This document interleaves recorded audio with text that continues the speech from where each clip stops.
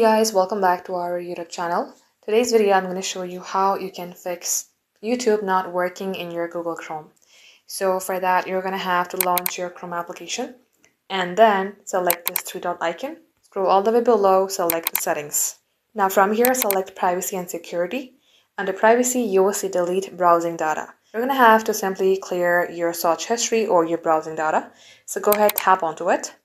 And likewise, select this browsing history and you may go ahead, filter it from, let's say, 1 hour, last 24 hours, or 7 days. Once you do that, select delete data. And once you have done that, restart your device. Now long tap onto Chrome, then select this I button. Let's go ahead and clear some cache, so select storage. Clear the cache. Lastly, select force stop, select OK. Again, restart your device. Launch a Chrome, try youtube.com and the browser, and it will definitely fix your problem.